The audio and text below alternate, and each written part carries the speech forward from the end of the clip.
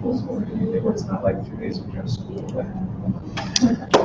Cool. Well, I want to say thank you so much for being in class again today. Any exciting things people did on spring break or interesting things that you did on spring break? Anyone?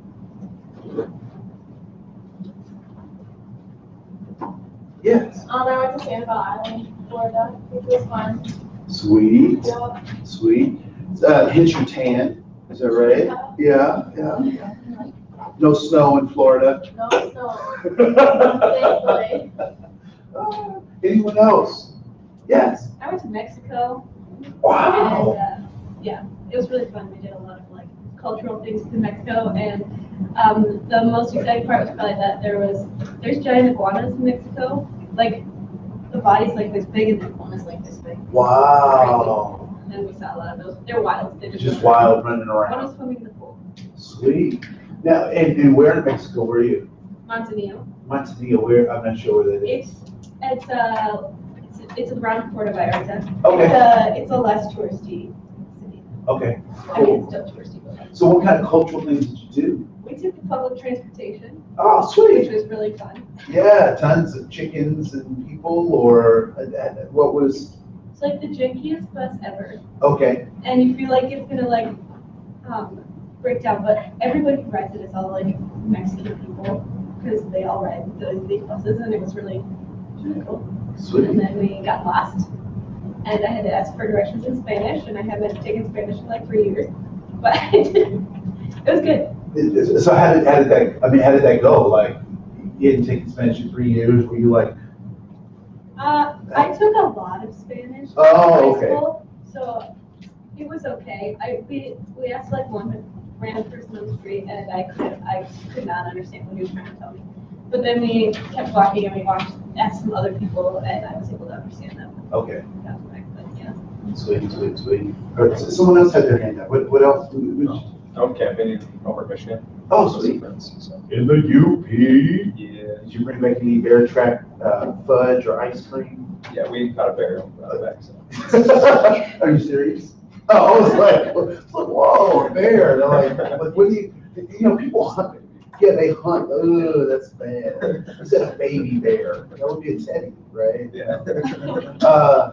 Yeah, what did, like, I have a, so I don't know how he's related to me, but at any rate, he does taxidermy. And so he always gets these wild animals and that kind of stuff. And I'm like once you taxidermy an animal, like what do you do? Put it in the living room, like you got a bobcat or a bear or a deer, Anybody have family members who do that? Yeah? Okay. What do they do with the animals? My brother just leaves his stuff in his room. Like he likes to hunt a small game around our house or whatnot, so he has a bunch of squirrels and some like deer stuff. I don't know if he's definitely. Okay. He just likes to have it in his room. In his room. Okay. Cool.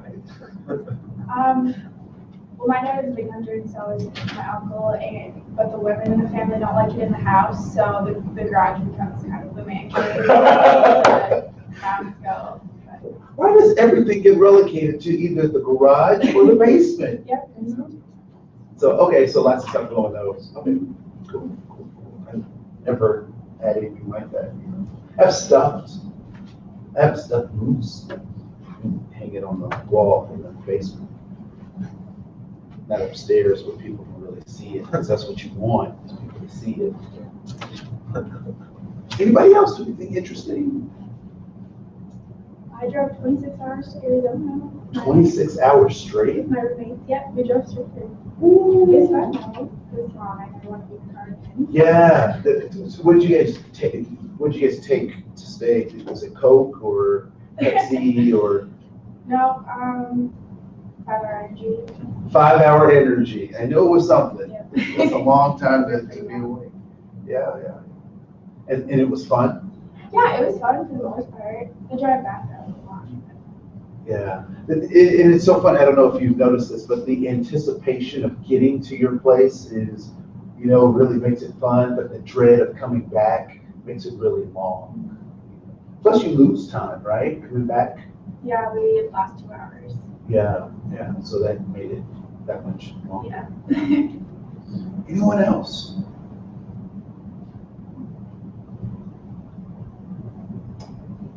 Well, I want to say again, thank you for the time before break.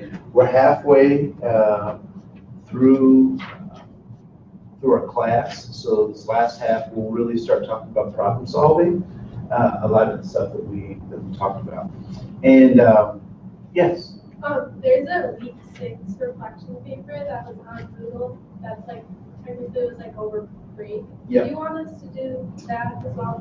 No, I'm going to take that out of Moodle, Okay. and then we'll just keep carrying on. So, cool.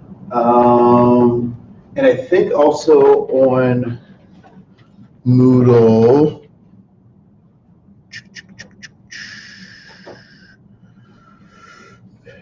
April 13th, so April 12th, is April 12th a Sunday? It's a Tuesday. What is that, what's the previous Sunday, the 10th? The 10th. Yeah, the calendar in here is all jacked up.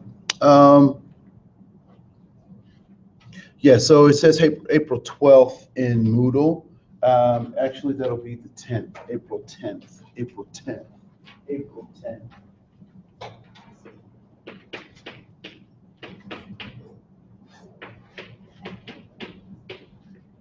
Not the 12th. It says the 12th.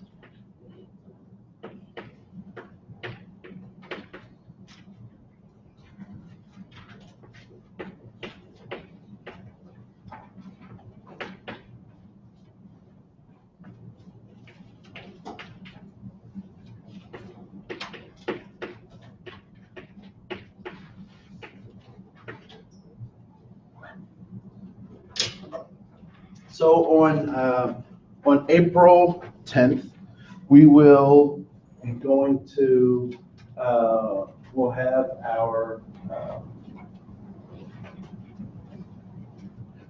our faith-based community learning event, and that's a Sunday. April 10th is a Sunday. At 125 Stevens Street West, St. Paul, Minnesota, and it's called the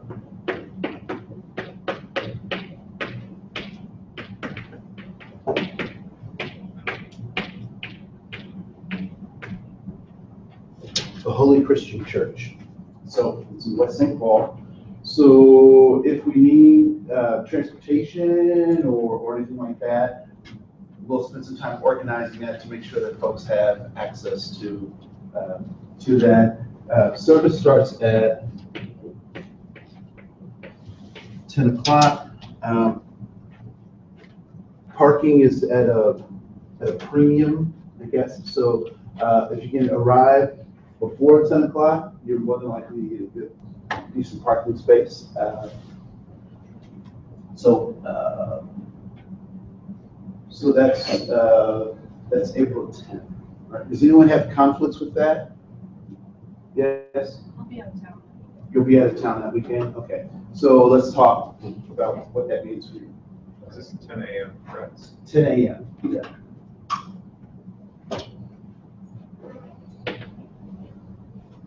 If you have a church that starts at 10 p.m., you get some serious stuff going on. They are going in for real, right? So, yep, 10 a.m. So, so there's that. I want to get into this this piece of the curriculum that starts to talk about sundown towns and some other systemic oppression pieces. And when we start talking about this idea of systemic oppression, right? So we know that how might one classify racism? How would you define racism, talk about racism? How do you classify that?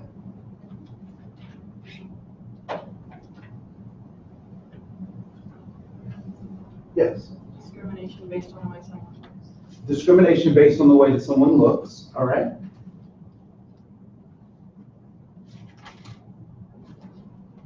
Looks according to what? Because it's in the word, right? Race, right? So not only how someone looks, but how someone looks based on the racial construct, right? Is that a personal thing, or is that a systemic thing? And when I say systems, I'm talking about institutions, governments, policies and procedures. Is racism a personal thing, or is it a systemic thing? It can be both. It can, in fact, be both. It was a trick question. I was setting you up to see if you could see both sides, right? So it can be both. So explain. Well, because like, white superiority and that kind of thing has been going on for like centuries, but at the same time, some people do have personal prejudice against certain races because of personal experiences, or I don't know, just because of, because of their own views. Wait. You said what? Say that again. White superiority. What does that mean? Like white people thinking that they're better than everyone else. Okay, but I'm a white person and I don't think that I'm better than anyone else. So I don't have white superiority? Yeah, white privilege is what the better word. Okay, so explain that. What is white privilege? It's like, what is white privilege? It's kind of just like the system is set up so that if you're white, you have more opportunities than other people. Okay, I worked for everything that I have. My parents worked for what they had. They worked hard. So what is this white privilege that you're talking about? How does one have white privilege if I worked hard for the stuff that I have? Somebody can help her out. Don't leave her out here by herself.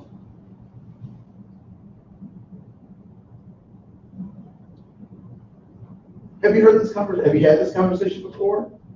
Have you heard this stuff? So how do we address that? How do we answer that?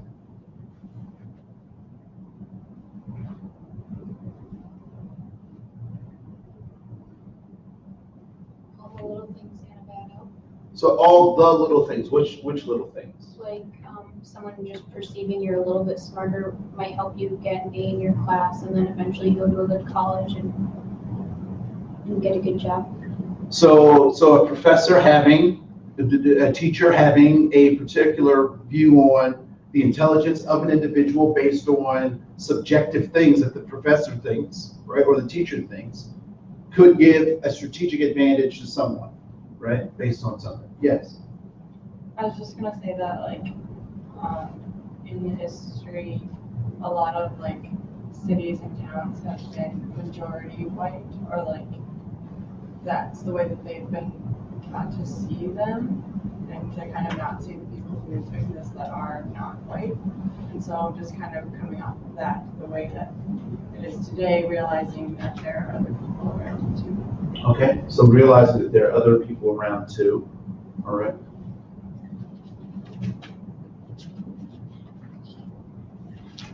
So white privilege and white superiority. It sounds like, because I didn't use those words, you use those words, right? Those are words that someone gave you to use, is that right? So they taught you how to use, right? So those sound like attacks on white people, don't they? Do they? Yeah. What should we do with that? Yes, ma'am. I think it's not, I mean, it can be seen as an attack, but it's not so much of an attack. It's just like a realization that not everyone starts off on level ground.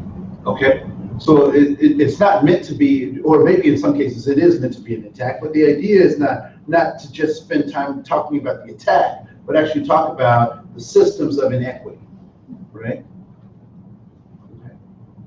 Yeah, go ahead. I think we should maybe stop using those words as much because it does kind of teach you that one race is one way and the other race is another way. And so like if the goal is to have equality and to have equity for all people, then I think it's wrong to kind of group either side, whether that's good or bad. I think if we're trying to move to a place where like we don't have preconceptions about anybody, then all of those kind of terms kind of need to die away. Okay, so some of those terms need to die away, like white privilege or maybe not be used as much. or not used as much. Okay, so so I do a workshop and we talk about these kinds of things, and I personally have some feelings about the use of white privilege or white superiority, and I think it's problematic because I think professionals should use those terms, but I don't think it's for general consumption of society, right? So there are ways that your doctor talks to other doctors, but if your doctor talked to you that same way, I don't know that it would necessarily be as helpful or as fruitful. Your plasmic, dioxy stabilized readings are. I'm making up stuff, right? So I think that those are great concepts to really talk about and deal with, but I don't know that for the general public that they're great for consumption, right? So we're going to talk about this idea of what we call institutional racism and oppression. And here's the trick to this stuff. Systems are designed to perpetuate themselves, right? So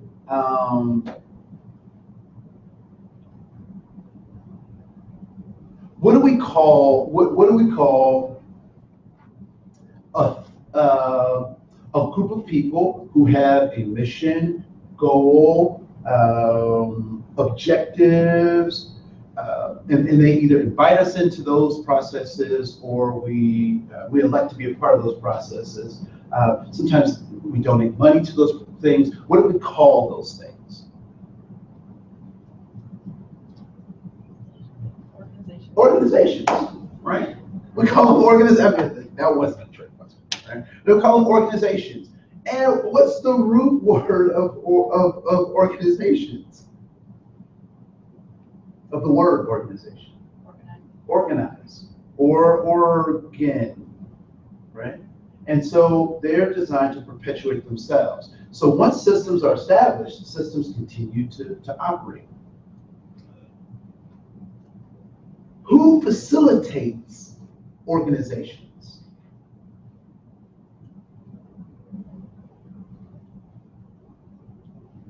Let's go to the military, for example, right? So the military has a chain of command, right? And it's written down. There are booklets, and as a matter of fact, if I'm not mistaken, there's a booklet for everything in the military, right? So how to make your bed, there's a booklet for that. How to iron your clothes, how to clean your weapon, how to greet people. I mean, all of those things are in the manual. Is that correct? Yes. Okay, cool. So they take all these manuals and they put them on a table. Who has to be involved with those manuals for the military to operate? Everyone. People, right? Everyone. So systems are designed to perpetuate themselves, but systems are nothing without people. And so, and it's very interesting, particularly in the military, they're very specific about the words that they use in order to get a particular outcome. Because when you add people to a system, what do people add to the system?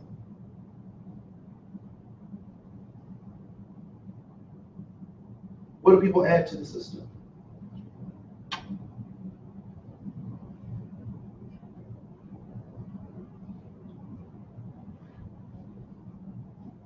A salute. Can you show us a salute? Yeah.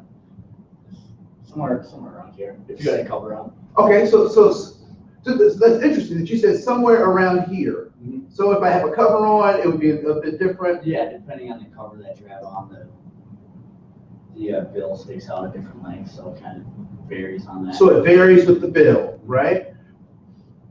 But, and even that variance is written down, is that correct? Yeah, so the variance is written down. And what would happen if they didn't have even the variances written down as something to do? What would happen? How would the salute look? Look however you want it to look. It would look however you wanted it to look. Because when we add people, what do people bring?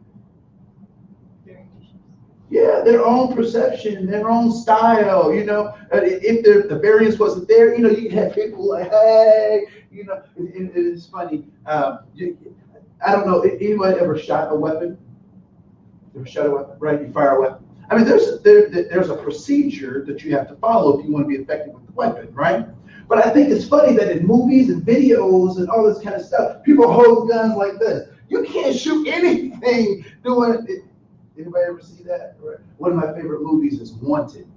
And I forgot who the actor, one of the female actor is Angelina Jolie, right? So they're shooting like this, making the bullets curve around stuff. Right. So it's important that individuals recognize their part that they play in the systems in which they are involved in, right? So it's very interesting. So when we talk about this idea of systemic or institutional racism or oppression, very interesting. One of the local counties, their objective was to reduce the number of juveniles in the juvenile justice system, right? And ultimately, their measure was reducing the number of juveniles, particularly African Americans and Native American youth, out of county juvenile justice detention centers. So they wanted to reduce that. So they did reduce that, and they reduced it by 70%, which sounds really impressive. However, the number of kids in foster care shot up by 60%. So what did they end up doing as a system?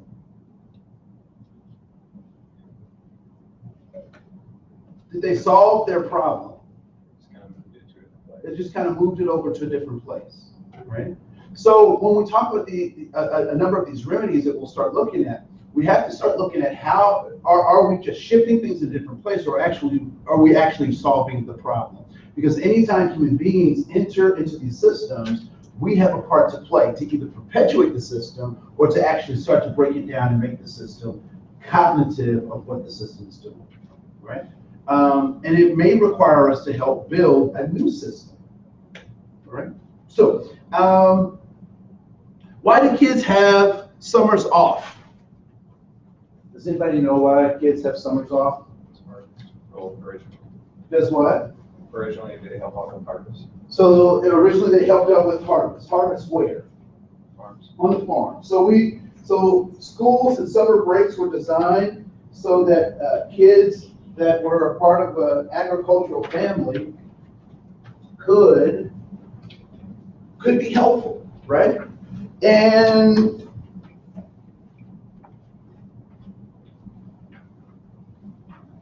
what are we in an agriculture where the majority of people are connected to agriculture? Are we in that? No, we're not, right?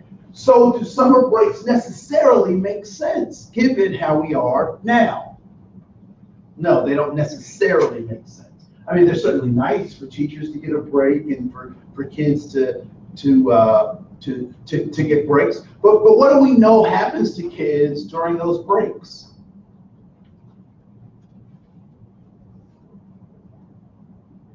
What happens in the summer to lots of kids? They forget a lot of what they learned over the school year. They forget a lot of what they learned over the school year, right? How many of you, during your summer breaks, got reading lists from your teachers? Anybody ever get reading lists? I got reading lists, right? And why did my teacher give me reading lists? Because she's not checking up on me during the summer. Why did she have me have a reading list? To maintain the level you were at when you left. Right, so she can, so if I honored the reading list, I would maintain the level, if not advance over the summer, right? How many of you went to summer camps during the summer? Anybody? One person?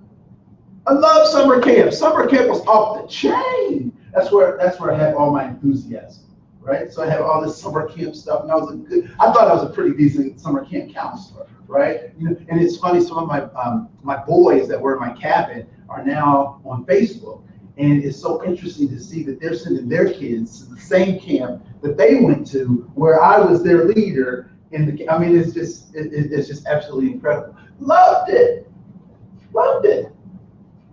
Anybody ever do day camps during the summer? Right? Yeah. And why do we send kids to day camps during the summer? Parents don't stop working in the summer. Because parents don't stop working in the summer. That's true. That is also true, right? But we also want what? Them to be engaged in a learning process, right? So we have a school system that is operating off of a farm agricultural model. And where are we now? What do you think our economy is based on now?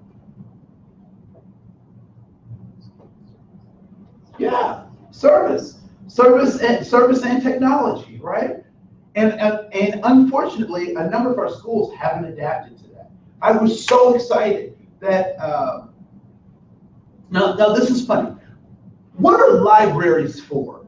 Now, this is all the same thing. I'm still talking about institutional racism, just kind of building up to it, right? So what are libraries for?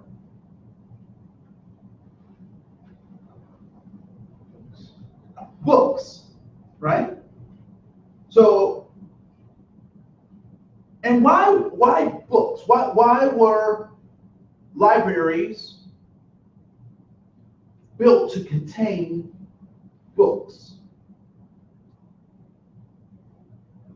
So the general public can learn stuff. So the general public can learn stuff. But why wasn't why weren't the Egyptians and the Greeks, why weren't they creating libraries, and the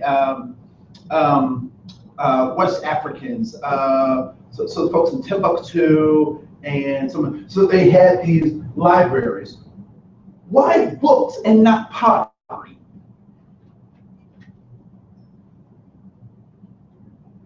Why books? What is a book?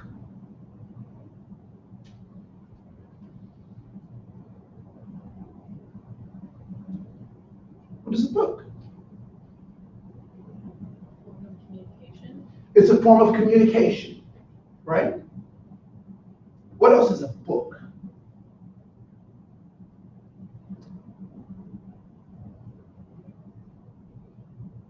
A resource or tool to learn something new that you find valuable and benefit others. A resource or tool that you can use to find out new information or to validate what you know, right?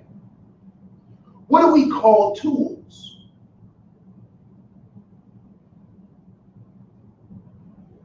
Starts with tech and ends in knowledge. Technology, yes, right? So books are a form of technology. So what do libraries provide?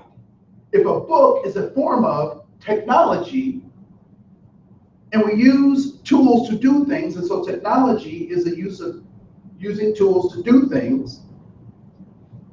So why do libraries really exist? They exist to contain tools to do things, technology. Now, I thought it was very interesting that in Hennepin County, they have maker spaces. So they've taken libraries and they've expanded on this idea that books are tools used to do something. So books are technology. So maybe we should offer modern day technology in our libraries. And so they have these maker spaces. where you can do 3D printing. Has anyone ever done 3D printing or seen 3D printing? Right? So, it's very much like either Star Trek or the Jetsons, where you can print out something, right? And we know that technology has gotten to a point where you can print out human limbs or human tissue, right? Using a scanner to compile the DNA to make a piece of tissue. Really freaky and weird kind of stuff, right? But libraries are doing that because there's a need to change the system for the technology that we need. So I went that direction to really talk about our classrooms, and oftentimes our classrooms don't mirror the way technology should be working today, right? So even the way that I'm standing in front of the class, you are behind desks in rows. That is a very classic and old school way of teaching that may or may not necessarily yield the kind of results that we need for modern day society. Now, very interesting, a couple of times in class, I've asked you to pull out your phones and to look up things. Have I not done that? Yep. Have you had other instructors do that? Yes, no, sort of? Okay, cool. I find it interesting that as instructors, we're afraid of having people use these devices when we use these devices every day to get information, right? And so whenever possible, I try to find ways to use that because it's the technology that we have today, right? And the more as a teacher you can get your students to use those things for good, they will use them less for evil, right? So, texting and all sorts of other interesting things that kids do with their phones and pictures and whatnot. So I wanted to just address this handout a little bit before we start talking about this idea of institutional racism and oppression, because the next few classes we're going to deal with that, starting with sundown towns, right? And so we'll talk about that. But interesting, and you may find this interesting, that I did this workshop, so what is the matter? And this is the workbook, and it's broken in 3 sections. There's moral positioning, the grief of an oppressive reality, and Black Lives and All Lives Matter kind of thing. And you'll see that there are a number of things that look familiar to you that we've used or talked about in class, and a large portion of this was done as a reflection of some of the conversations we've had in class. So I wanted to thank you for some of those things. If you could go to page 4 for me. And we had started talking about some corrective action kinds of things. And what is bigotry again? How do we define bigotry, or what concept have we connected with bigotry?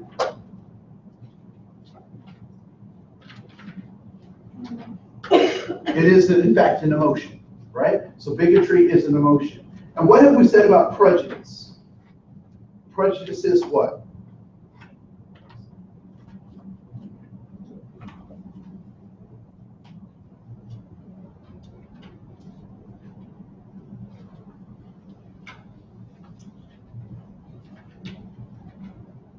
Thought process. Yes, it's a thought process, right? So bigotry is an emotion, prejudice is a thought process, and discrimination is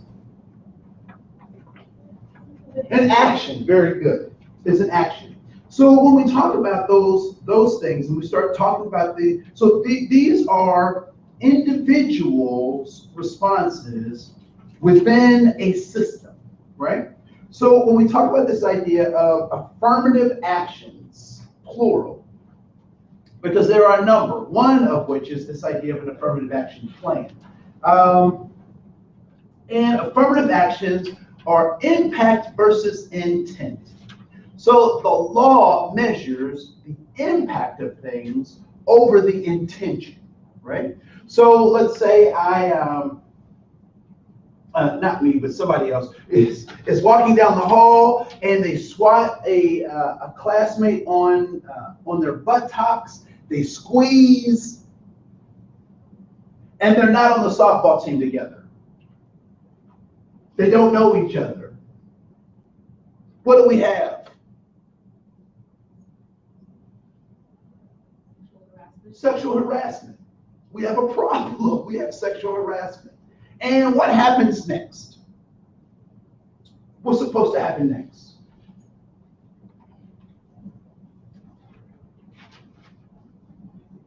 They get punished. They're supposed to get punished, right? There's an investigation. You tell someone, you tell a dean, you tell the security office, you report this, and it takes it down a legal process. But what if in that process, this legal process, that the person says, I was just kidding, I was joking. You can't take a joke? Does that stop the legal process because they said they were joking? No, it doesn't. Should it stop the legal process because they said they were joking? No, it shouldn't. Why? Doesn't make it okay. Doesn't make it okay because the impact is still negative, right? So the impact is still negative. So the law looks at the impact versus the intent. So when we talk about this idea of discrimination, the 1964 Civil Rights Act was one of those stopgap methods, right? To get rid of segregation because that had a negative impact on people and to define discrimination, all right? Affirmative actions are also legal resources like the NAACP or the ACLU, the American Civil Liberties Union, that kind of stuff. So those things are affirmative action because we're looking at the law. Plessy versus Ferguson, right? So separate but equal. Those things had to be overturned because they had a negative impact. They had a negative impact. So right now, Title IX, we talked about this a little bit before a break. Title IX is in place to do what? What is Title IX in place to do? How many folks are familiar with Title IX? You guys remember Title IX at all? Okay, get your phone out. Look up Title IX. It's extremely important. Yes, sir. It tries to provide equality amongst, like, is it specifically sports, but is it also clubs and organizations? Or is it just sports? So let's look it up. Let's check. All right. So I want someone to read what Title IX is.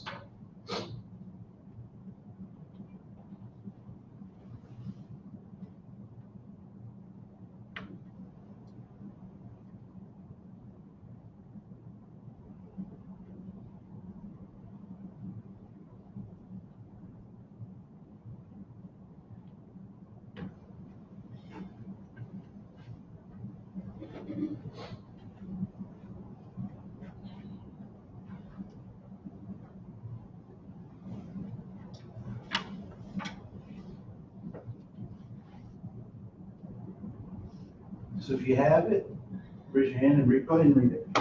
Title IX is a portion of the U.S. Education Amendments of 1972 that states no person in the United States shall, on the basis of sex, be excluded from participation in, be denied the benefits of, or be subjected to discrimination under any educational program or activity receiving federal financial assistance.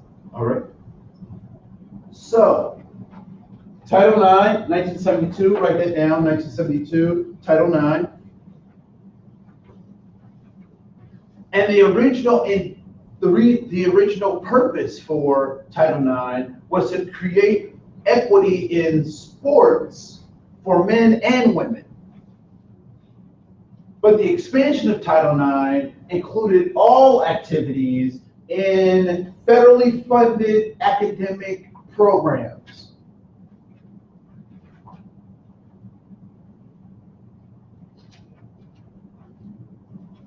How many of you have at least one federal student loan?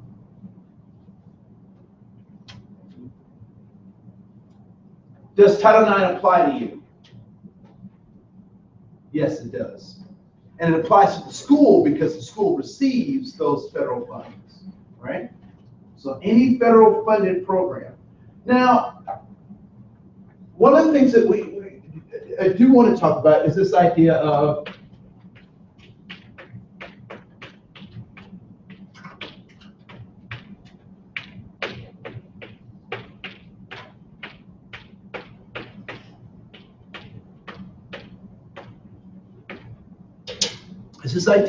when we start talking about this idea of institutional racism and oppression, we have to talk about these two concepts, right? So the 1972 Title IX was a program sponsored by whom? The government. What government? Large government. What large government?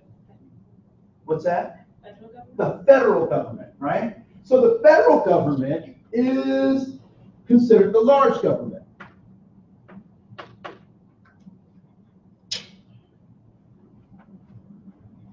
You will hear people, particularly at this political time, talk about the difference between small government and large government. Now, I would like to suggest that we need both, right? And whenever one is out of place or oversteps its bounds, we have a problem. So the federal government would be considered the large government. Small government would be referred to as the states, right? So individual states. Now, when it comes to certain policies, small government or the states, local government, should have some autonomy in what they do, right? But there comes a time when there are some things that the federal government has to step in and say, that's cool, states, that you guys want to do that, but if we're going to be a perfect union, we have to have certain things that everybody has, right? So Title IX is one of these things that the federal government said that it doesn't make sense that some of our folks get access to some things and others of us don't, right? So Title IX was created because men's sports were getting the best of everything and women's sports were getting the hand-me-downs, right? And this was prior to the time of having professional women's sports, like the links, right? And so after a while, women could only go so far in terms of sports, blah, blah, blah, blah, blah. I don't want to go too far down that way. So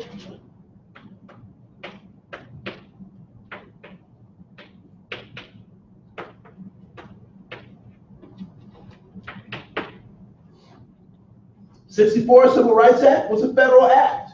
Why? Why did the federal government have to have the 1964 Civil Rights Act? What were the states doing? They were disagreeing with what the federal government said. And actually, the federal government hadn't supported what it was saying because it didn't want another civil war. We didn't want to get into another big fight, right? So they let the states do whatever they wanted to do. And so the states enacted things called like the Black Codes. Has anyone ever heard of the Black Codes? All right, so look that up. Somebody look that up for me. The Black Codes.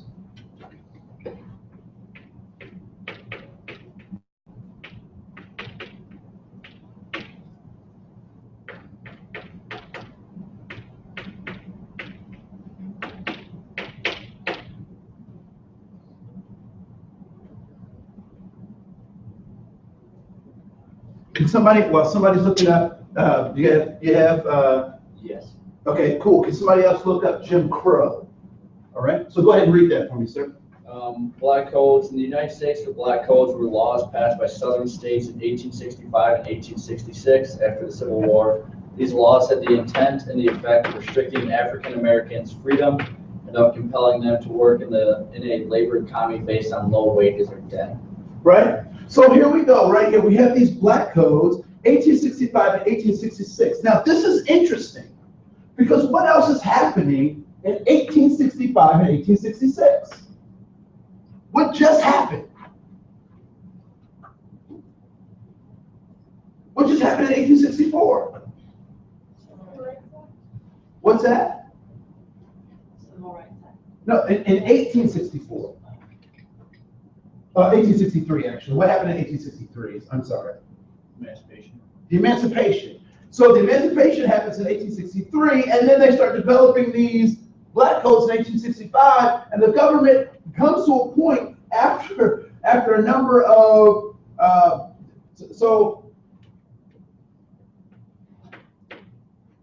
while in 1865 we have these black codes, the government signs the 13th Amendment to the Constitution, which says that people can't do this.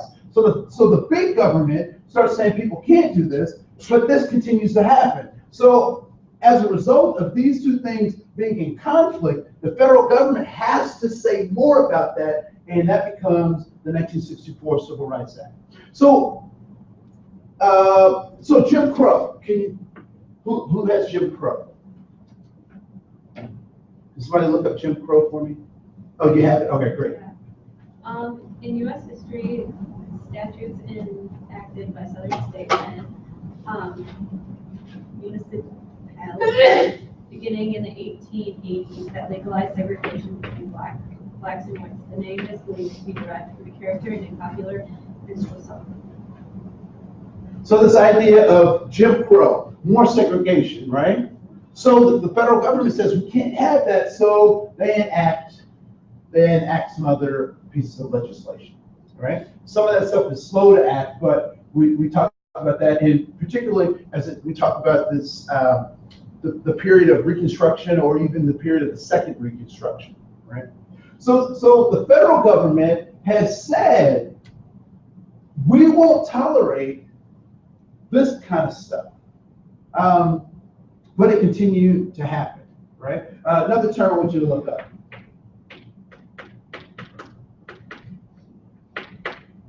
This concept of redlining. Can someone else look up redlining?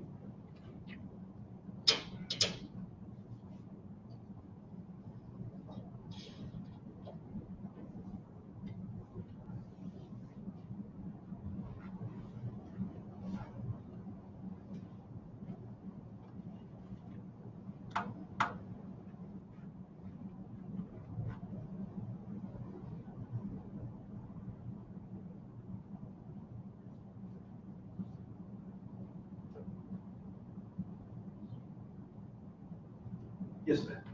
In the United States, redlining is the practice of denying services either directly or through selectively raising prices to residents of certain areas based on the racial or ethnic makeup of those areas. Right. Also, what does it say about the FHA? You saw this video, right? It talks about redlining.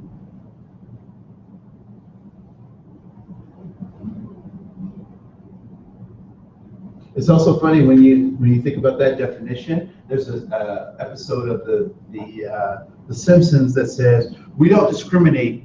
We can't discriminate, so our prices do. That's funny. 1934, the Federal Housing Administration. Yes. What year? 1934. 34. The Federal Housing Commission did what? Administration. Created the National Housing Act, which began the process of redlining. Right. So these are all practices that one might say are institutional oppression, right? We'll talk about some other forms of oppression later, but those are important. So this idea of affirmative action and providing legal resources for folks. Then there's this idea of diversity and inclusion. If you go back to page 40. And diversity and inclusion, when you're in schools, there'll be lots of conversations about diversity and inclusion.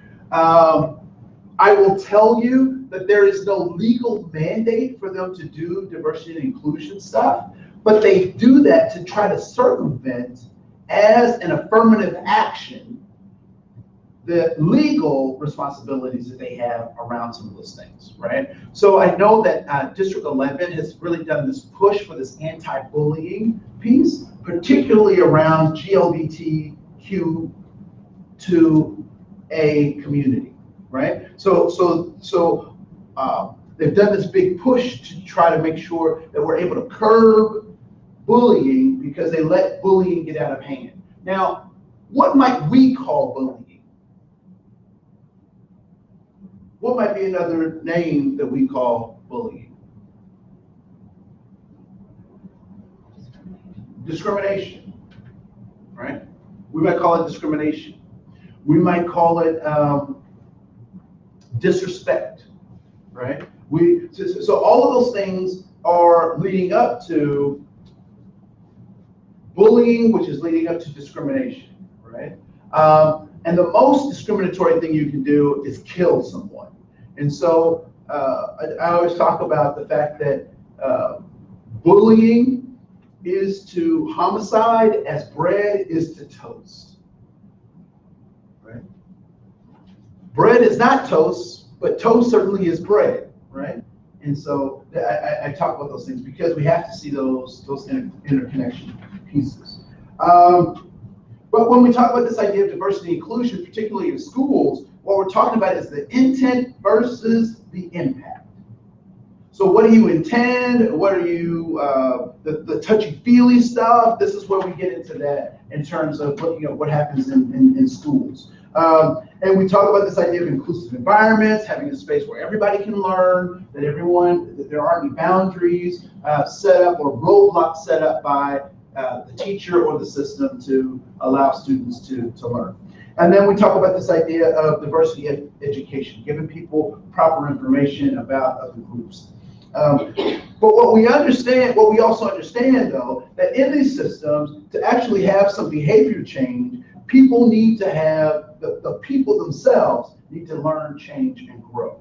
And so we talk about this idea of human goals. Everyone's looking for safety, significance, and belonging. And so as a teacher, I need to make sure that I recognize that in my student, even if I don't understand how their behavior is supposed to be getting them to their safety, significance, and belonging. I need to know that their behavior is leading to that thing. But there's this idea of the human soul, and that's making sure that the body and the spirit are intact, and we do our best to make sure that that happens. Bullying doesn't do that. I don't know if you've been with kids, and I don't know what they call it nowadays, but we used to call it playing the dozens or cracking on each other or flaming each other, where we would talk about each other's mamas, or we talk about what you're wearing, or all this kind of stuff. Ultimately, that is that's dehumanizing, right? Trying to trick somebody out of their humanity. And then lastly, that there's a perceived conflict. And I believe that there is no inherent conflict in individuals, but there are different methods. Our methods can be different, but we have the same goals and objectives, right? So we have this idea of why we need the federal government, particularly around civil rights and the role that it has played throughout history, and then what has been complicated by small governments, right? So if left up to individuals, we might still, certain states still might have the economic systems that were demeaning and kept people subservient, right? We still might have those if left up to the populace. But the federal government says we need to have a unified body, and so this is how we're going to do that. So, have we drawn the fabric of oppression? Because I don't want to repeat that if we haven't done that. Have we done that? Okay, great.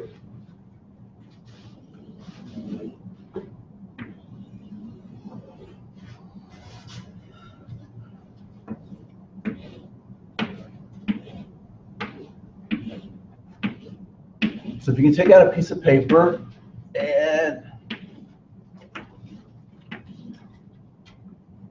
draw something that looks similar to this.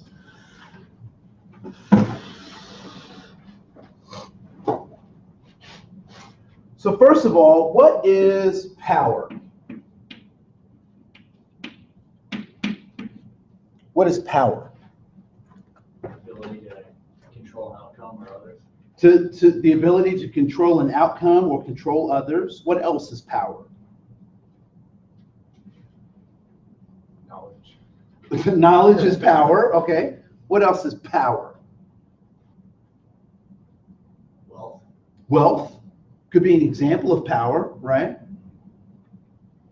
Science folks, physics folks, power.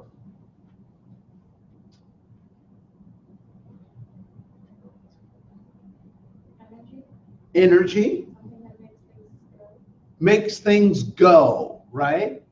So Todd Klein, 8th grade, life science, power, the ability to do work, power, the ability to do things, right? To manipulate an outcome, manipulate people, or get people, or to garner resources, to the ability to do work, to get things done. In our society, what do you need to be able to get things done? What resources or what things do you need to be able to get things done? You've mentioned some of them as we were talking about this idea of power. So time, all right? So time. What else do you need to get things done? Energy, okay?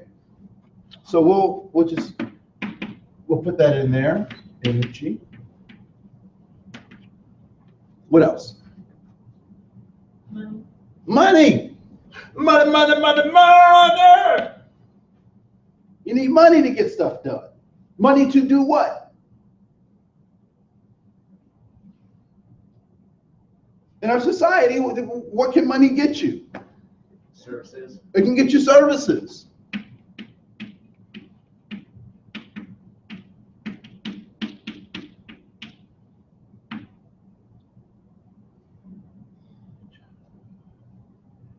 Job services. Okay.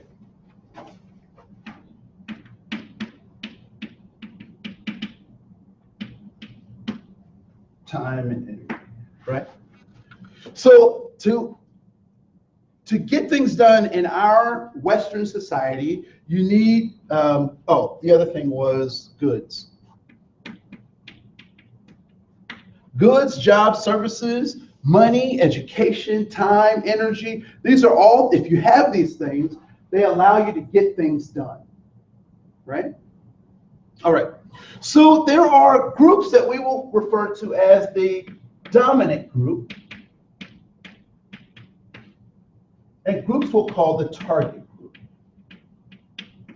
Now, mind you, I didn't make this stuff up, right? I just want to put that out there, and it's not my fault. Just want to put that out there. I mean, you can blame me if you want to, but it won't change anything, right? So in terms of gender, first of all, we're going to talk about dominant group. And the dominant group has easy or open access to power, as is defined here, right? Easy or open access to power, the dominant group has. What do you think the target group has?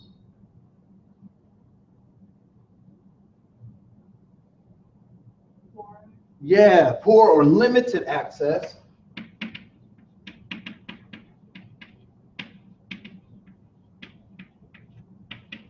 to power as it is defined here, right? As it's defined here. So in terms of gender, who has easy or open access to power according to gender? Males. So the target group would be females, right? in terms of the political construct of race, what racial group has the greatest access or open access to power given race in this country? Whites. Whites, Caucasians, European Americans, however you want to talk about that. And who would be the target who has limited access?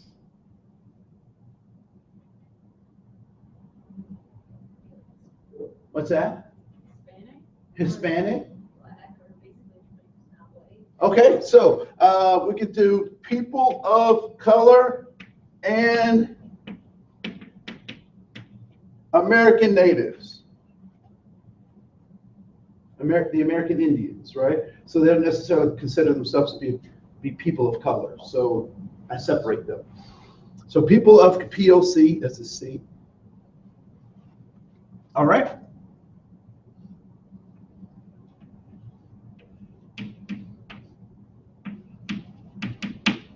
So in terms of sexual orientation, who has the greatest access to power?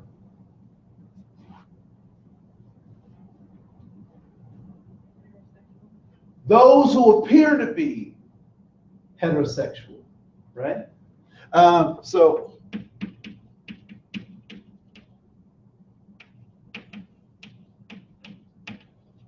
and why do I say appear to be heterosexual?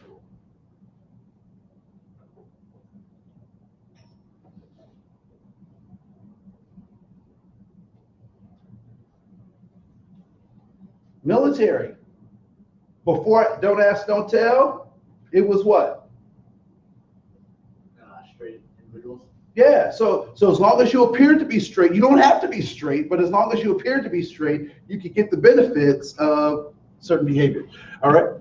And so those who appear to be homo or trans or GLBT in some kind of way, right? So as kids who didn't appear to be heterosexual, however we define that as kids, we played a game where you would throw the ball up in the air, and whoever caught the ball, everybody would jump on them, and we called that smear the queer, right? Or if guys were too sensitive, they didn't seem as hetero as the rest of us, we would say that they were gay, even if they weren't gay. They could have just been sensitive guys, but that's what we would do as kids, right? So it's not only what your sexual orientation is, it's what other people think your sexual orientation is, right? Or how you present yourself. So in terms of language,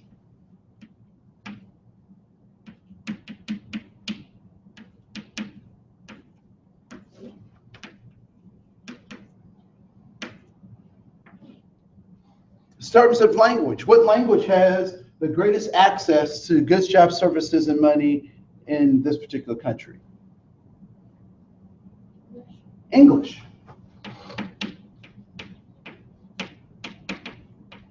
Sorry. English. And down here would be others, and maybe Spanish in certain parts of the country, right? That might be a secondary dominant language, and we'll say others. In terms of education, who has the greatest access to goods, jobs, services, and money, to power, given education? College graduates. College graduates, right?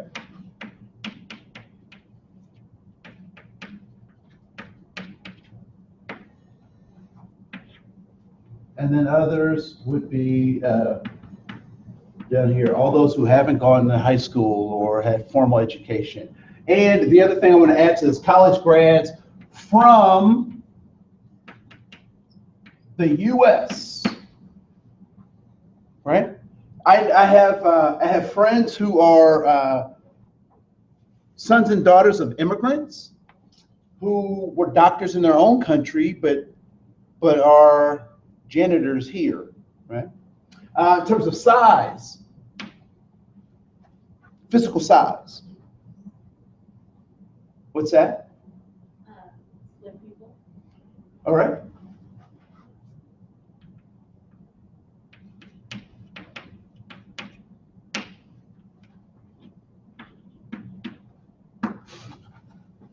Sorry, I put thin people and then us down here because I'm not as thin as I used to be, right? So,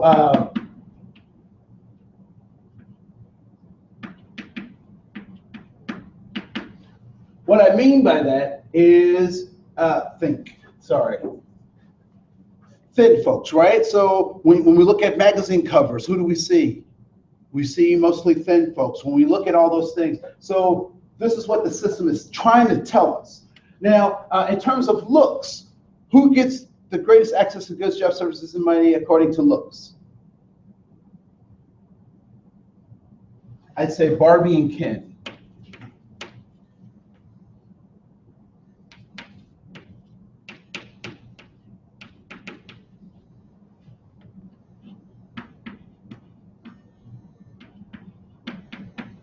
I'd say regular folks, right? Down here. So tomorrow we're going to talk more about this, and I want you to think about in what ways are you in the dominant group, and in what ways might you be in the target group? And then what kind of responsibility do you have as a human being to take whatever power you have and use it for good? All right? Cool. Any questions, comments, observations?